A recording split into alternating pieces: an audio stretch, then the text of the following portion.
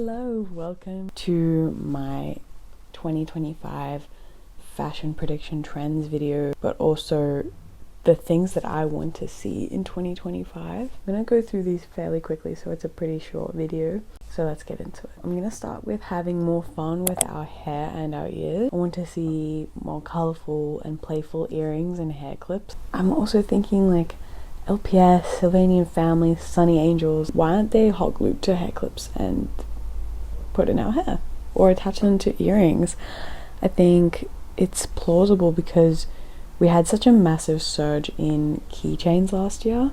We were making everything into a keychain, attaching it to our bags, the straps on the jeans, anything. But I also think we've been loving like little plaits in our hair. So I would love to see more accessories being attached to them or weaved in with them. Next is tiny shorts, or I think they're being called hot pants now, but I love them and I really want some. But they are the new mini skirt basically. They are literally the size of a men's boxer brief or a boy short, I guess we can call them. People love to style them with tights. I think they are perfect for festivals, and I think that they are a safer purchase than bloomers, or maybe they'd come about from bloomers. I also love to see them styled with like massive coats, so you can't really tell that they're literally only wearing underwear underneath. I think in the summertime they can also be styled with an equally small top, because why not? I would love to see them with a tiny top and like a cropped zip up where the top is just a little bit longer as well, and then it creates that cool kind of layer. Next is massive. It's elevated sportswear and inspiration from mixed martial arts specifically.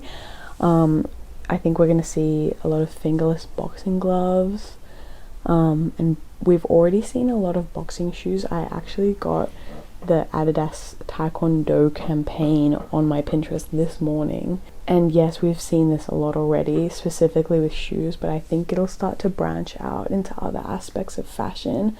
I think a massive inspiration of this, not that she's a fashion girly necessarily, but Raina Vallandingham, she's like a massive icon for mixed martial arts, and I think she's the first like well-known young woman we've seen. Also branching more into just general sports, we've seen like the feminine polo shirts. They really remind me of golf or tennis, and I think that the Challengers movie last year and Zendaya really pushed this into a trend. Also bouldering and hiking fashion, not only has it become a massive activity, but the fashion and the clothing aspect of it has also become a very big spectacle. So this actually leads me into my next prediction of a focus on tactical fashion. We've already started to see tons of pockets, like the tool belt has become a big thing, but I think it's going to become even bigger. Same with hiking boots, tactical footwear. I know we gotta be tired from walking around in boots and heels all day. Keychains and carabiners to carry your water bottle, like people attach them to their backpack or something like that when they're going on a hike. I think Arc'teryx and Salomons had a massive impact on this, but in my case I love to walk around with a pair of Merrells. They're like the affordable Salomons. These are my Merrells, by the way. They are absolutely destroyed because I wear them every single day, but they literally support my foot like no other, and they are just as cute. But this leads me into my next prediction of more of a focus on the sourcing of the material and the fabric of the clothes.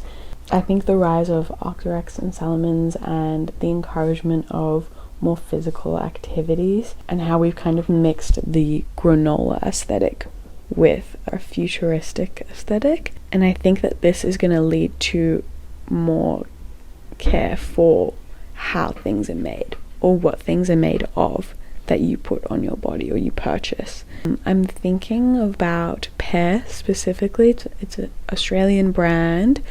They focus on making everything really lightweight antibacterial. Merino wool, I think, will also be a big buzzword. I think that has a big thing to do with the snowboarding or skiing community as well. I think also with the rise of heat tech with Uniqlo especially. So this next one is a bit experimental, but fabric on the joints. I haven't seen anyone do this, so I'm just gonna have to paint a picture. But ages ago we saw garters, right?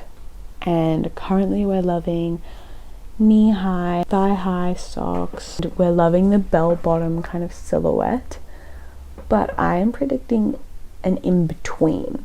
Like, what is in between the thigh garter and the high socks or the leg warmers? The knee.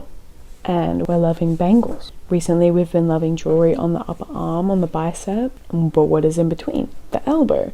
So I'm predicting something is going to happen with these joints. In addition to this, we also had a moment where everyone loved band-aids. People were putting them on their nose, but people were also putting them on their knees, on the back of their elbows, which makes sense. That is where people usually require a band-aid, right?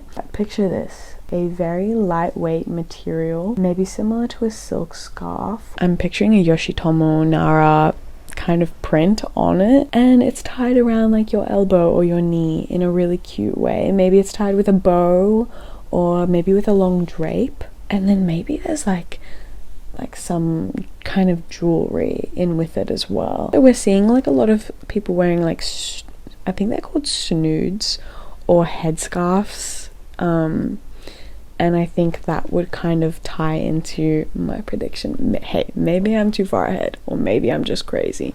We'll see. Anyway, I want to wrap it up, but I also wanted to quickly mention stripes, polka dots, fireman clasps, sandals or thongs with jeans or any kind of flowing silhouette. Kind of gives the same silhouette as the heels with jeans or dress, but without the discomfort.